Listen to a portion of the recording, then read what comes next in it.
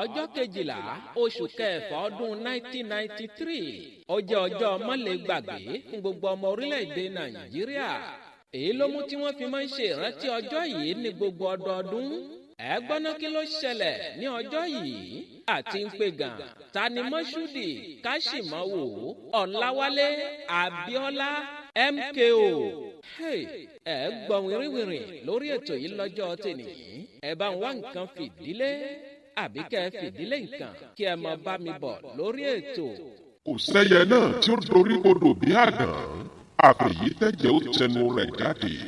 Ìrírí Ayé TV àwa ni bàbá. bóyá ìwọ ṣẹ̀ṣẹ̀ ń gbọ́ wa fún ìgbà àkọ́kọ́ lórí ìkànnì Ìrírí Ayé TV.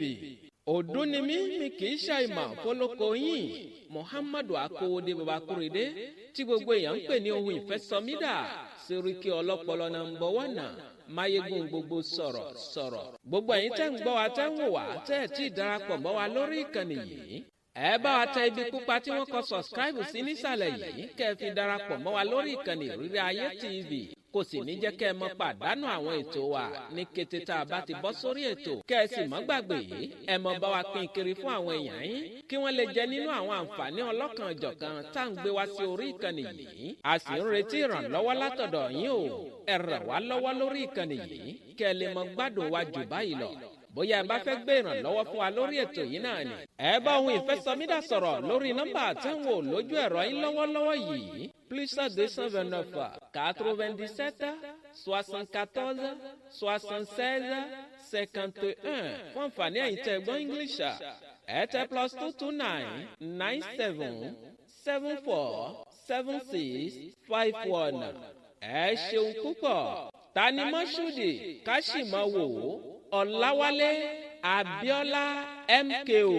ẹ jẹ́ kí n bọ́ sórí ètò ní ràbájì gan lọ́jọ́ tèmi. sẹ́yẹ náà tí ó dorí kodò bí àdán àfẹ̀yí tẹ̀jẹ̀ ó tẹnu rẹ̀ jáde. àní wọ́n bí Mọ́ṣúdì Káṣímáwò Ọláwálé Abíọ́lá M.K.O. ní ìlú Abẹ́òkúta ní ìpínlẹ̀ Ògùn ní orílẹ̀-èdè Nàìjíríà ní ọjọ́ 24 oṣù kẹjọ ọdún 1937 ìyẹn 24 août 1937 lédè Faransé. bàbá tó bí Abíọ́lá ti kọ́kọ́ bí ọmọ 22 tí kò sì sí èyí tó dúró jayé nínú gbogbo wọn. Abíọ́lá ni ọmọ 23 tí bàbá rẹ̀ sì bí tó sì dúró sáyé pẹ̀lú bàbá rẹ̀. ìdí rèé tí wọ́n fi sọ ní orúkọ Káṣímáwò. ìtumọ̀ rẹ̀ sì ní pé ẹ jẹ́ ká mọ̀ wò ó bóyá òun náà yóò ṣe bí àwọn ẹni ìṣíwájú rẹ̀. orúkọ àbíkú sì ní orúkọ yìí nílẹ̀ Yorùbá. ṣùgbọ́n nígbà tí Abíọ́lá pé ọmọ ọdún 15 ìyẹn 15 years ni àwọn òbí rẹ̀ ṣẹ̀ṣẹ̀ wá sọ ní orúkọ Mọ́ṣúdì. báwo ni Abíọ́lá ṣe bẹ̀rẹ̀ ìgbésí ayé rẹ̀ gbà? mò ń bọ̀ ẹ jẹ́ n dókè lọ́hùn náà. Ìrírí Ayé TV ìkànnì tí ń kọ́ni lọ́gbọ́n tí ń fúnni lóye. ó kí yín káàbọ̀ padà sórí ìkànnì Ìrírí Ayé TV. àní Abíọ́lá lọ sí iléèwé alákọ̀ọ́bẹ̀rẹ̀ African Central School ní ìlú Abẹ́òkúta. ó sì bá bàbá rẹ̀ ṣiṣẹ́ àgbẹ̀ láti fi ran bàbá rẹ̀ lọ́wọ́ gẹ́gẹ́ bí ọmọ àtàpàtà dìde. ó sì tẹ̀síwájú ẹ̀kọ́ rẹ̀ ní ilé ẹ̀kọ́ Baptist Boy High School ní ìlú Abẹ́òkúta yìí kan náà. lára àwọn akẹgbẹ́ rẹ̀ tí wọ́n jọ lọ iléèwé ọ̀hún ni ààrẹ tẹ́lẹ̀ ní orílẹ̀-èdè Nàìjíríà Olúṣẹ́gun Ọbásanjọ́. nígbà tó di ọdún 1960 Abíọ́lá rí ẹ̀bùn ẹ̀kọ́ ọ̀fẹ́ gbà látọ̀dọ̀ ìjọba láti lọ kàwé rẹ̀ ní ilé ẹ̀kọ́ gíga University of Glasgow ní ìlú ọba United Kingdom. Abíọ́lá sì kọ́ ẹ̀kọ́ nípa ìṣirò owó ṣé accountant lẹ mọ̀ ń pè. ó sì kẹ́kọ̀ọ́ gboyè ní ilé ẹ̀kọ́ ọ̀hún. Ìrírí Ayé TV àwa ni bàbá. àní ojú kì í rí arẹwà kó mọ̀ kì í. lára àwọn ìyàwó Abíọ́lá rèé Simbiata Àtinúkẹ́ Ṣúágà Kúdírátà Ọláyínká Adéyẹmí Adébísí Ọláwùmí Ọ̀ṣìn Dòyìnsọ́lá Abíọ́lá Àbọ̀ Àbà Mọ́dúpẹ́ Onítìrì àti àwọn ẹlòmíràn náà tí wọ́n jẹ́ aya lọ́ọ̀dẹ̀ Abíọ́lá. Lára àwọn ọmọ tí Elédùà fi ta Abíọ́lá lọ́rẹ rèé: Hafsata Abíọ́lá, ajàfẹ́tọ̀ọ́ ọmọ ènìyàn nípò tóun dì mú nínú òṣèlú. Dopsy Abíọ́lá, ọmọ bàbá náà ni, agbẹjọ́rò sí lòun. Kọ́lá Abíọ́lá, ọmọ bàbá ni. Lọ́lá Abíọ́lá, ọmọ bàbá náà ni. Kàfílà Abíọ́lá àti àwọn ẹlòmíràn náà bẹ́ẹ̀ bẹ́ẹ̀ lọ tí wọ́n jẹ́ ọmọ bàbá. Ẹ̀gbọ́n náà irúfẹ́ iṣẹ́ wo gan-an ni Abíọ́lá fún ara rẹ̀ yàn láàyò? Ibi tá ń lọ ò jìn, ibi tá ń yà ló pọ̀. Ṣùgbọ́n a ti fẹ́ débi tá ń lọ báyìí. Ẹ mọ̀ bá mi bọ̀ pẹ̀lẹ́pẹ̀lẹ́ lórí ètò. Sẹ́yẹ náà tí ó dorí kodò bí àdán, àfẹ̀yí tẹ̀jẹ̀ ó tẹnu rẹ̀ jáde. Mo kí yín ẹ káàbọ̀ padà sórí ìkànnì Rírí Ayé TV. Àní Abíọ́lá M.K.O ó jẹ́ oníṣòwò. Ọ̀pọ̀lọpọ̀ ilé-iṣẹ́ ló sì dá sílẹ̀ ní ìlú òyìnbó àti nílẹ̀ adúláwọ̀, pàápàá jùlọ ní orílẹ̀-èdè Nàìjíríà. Lára àwọn ilé-iṣẹ́ rẹ̀ ni Concord Press àti Concord Airline, Summit Oil International Limited. Lára ilé-iṣẹ́ Abíọ́lá ni Habib Bank, àtọwọ́ Abíọ́lá náà ni Abíọ́lá Football Club, Abíọ́lá Farm àti bẹ́ẹ̀ bẹ́ẹ̀ lọ. Látọwọ́ M.K.O Abíọ́lá ni. Ẹlẹ́yinjú àánú ni M.K.O Abíọ́lá. Ọ̀pọ̀lọpọ̀ àwọn nǹkan ribiribi ló sì gbéṣe jákèjádò orílẹ̀-èdè Nàìjíríà. Ilé ìwé tí Abíọ́lá kọ́ ò lóǹkà, ilé ìwòsàn lóríṣiríṣi ló gbé kalẹ̀. Àwọn mọ́ṣáláṣí ọlọ́kan-ò-jọ̀kan, àwọn ilé ìjọsìn ọlọ́kan-ò-jọ̀kan, omi ẹ̀rọ ìgbàlódé tó já gààrà, gbogbo rẹ̀ l'Abíọ́lá gbé kalẹ̀ fún ìrọ̀rùn àwọn ọmọ orílẹ̀-èdè. Oyè tí wọ́n fi M.K.O Abíọ́lá jẹ ó tó 200 ní jákèjádò orílẹ̀-èdè Nàìjíríà. Ìlú kọ̀ọ̀kan tó sì ti jẹ àwọn oyè yìí fẹ́ tó bí 70. Ibi tá a wá ń lọ gan ládé yìí o. Ẹ wá gbọ́ná báwo ni Abíọ́lá ṣe gbà tó fi di olóṣèlú? Àwọn ipa wo ló kó nínú olóṣèlú? Mo lẹ́gbọ́n wìrìwìrì lórí ètò yìí lọ́jọ́ tèmi. Ẹ mọ̀ bá mi bọ̀ pẹ̀lẹ́pẹ̀lẹ́ lórí ètò. Kò sẹ́yẹ náà tí ó dorí kodò bí àdán, àfẹ̀yí tẹ̀jẹ̀ ó tẹnu rẹ̀ jáde. Ìrírí Ayé TV, àwa ni bàbá. Mo kí yín ẹ káàbọ̀ padà sórí ìkànnì Rírí Ayé TV. Àní lẹ́yìn ọ̀pọ̀lọpọ̀ ọdún tí àwọn ológun fi wà lórí ìṣèjọba orílẹ̀-èdè Nàìjíríà, àkókò ti wá tó fi pọn dandan fún ààrẹ ológun ìgbà náà, ìyẹn Ibrahim Babangida, láti gbé ìṣàkóso fún ìjọba alágbádá. Èyí ló sì mú olóyè M.K.O Abíọ́lá díje dupò ààrẹ orílẹ̀-èdè Nàìjíríà lábẹ́ àsíá ẹgbẹ́ òṣèlú Social Democratic Party SDP. Síwájú ní ẹgbẹ́ òṣèlú ọ̀hún, wọ́n kọ́kọ́ ṣe ètò ìdìbò abẹ́lé láti yan ọmọ oyè ẹgbẹ́ wọn kalẹ̀. Ṣùgbọ́n nínú gbogbo ọmọ oyè tó díje dupò lábẹ́ ẹgbẹ́ òṣèlú SDP, M.K.O Abíọ́lá ló jáwé olúborí. Báyìí ni ẹgbẹ́ òṣèlú náà ṣe fún Abíọ́lá láṣẹ láti gbégbá ìbò ààrẹ orílẹ̀-èdè Nàìjíríà ní ọdún 1993. Nígbà tí M.K.O Abíọ́lá gbégbá àbò ní ọdún yìí, ǹjọ́ jáwé olúborí àbó fìdí rẹmi? Mo níbi tá ń lọ gangan ládé yìí. Ẹ mọ̀ bá mi bọ̀ pẹ̀lẹ́pẹ̀lẹ́ lórí ètò. Ìrírí Ayé TV, ìkànnì tí ń kọ́ni lọ́gbọ́n, tí ń fúnni lóye. Mo kí yín ẹ káàbọ̀ padà sórí ìkànnì Rírí Ayé TV.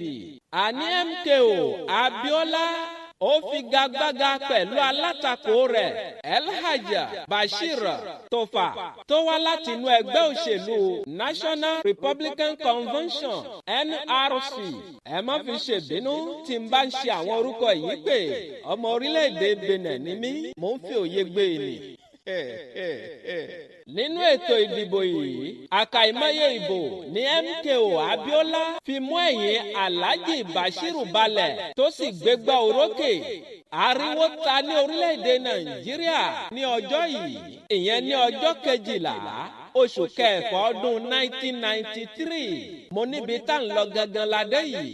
Ìdìbò ọjọ́ yìí ni àwọn àjọ àgbáyé bòǹtẹ̀lù wípé ó yanrantí jùlọ nínú gbogbo ìbò tí wọ́n ti ń dì ní orílẹ̀-èdè Nàìjíríà.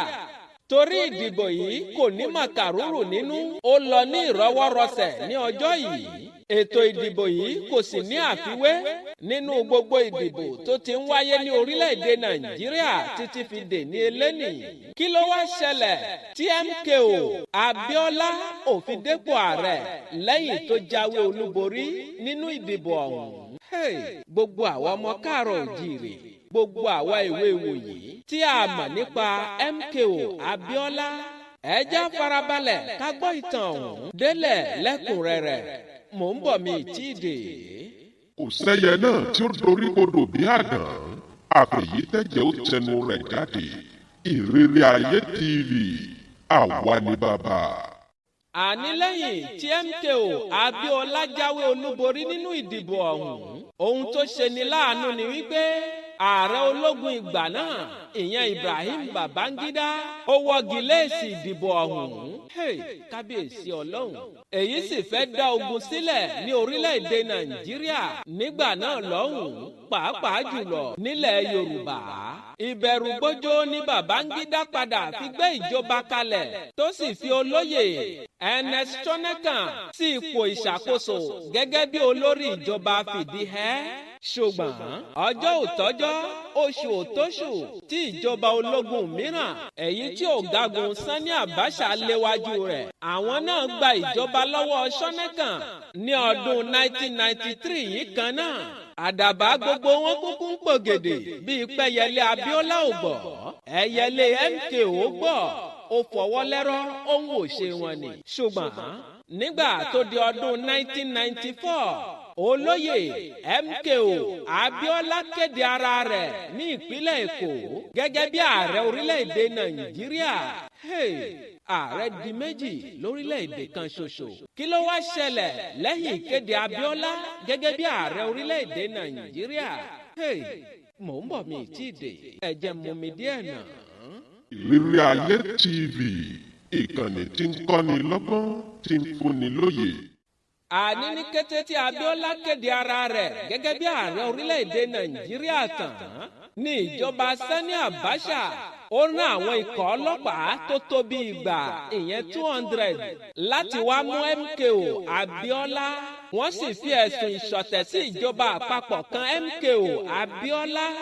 Wọ́n fi M.K.O Abiola sí àhámọ́ fún ọdún 4 gbáko. Ṣùgbọ́n nígbà tó di ọjọ́ keje, oṣù keje, ọdún 1998 tí wọ́n fẹ́ tú M.K.O Abiola sílẹ̀ láhàámọ́ tó wà, ọjọ́ yìí gangan ni bàbá M.K.O Abiola dágbére fáyé kó dìgbà òṣì.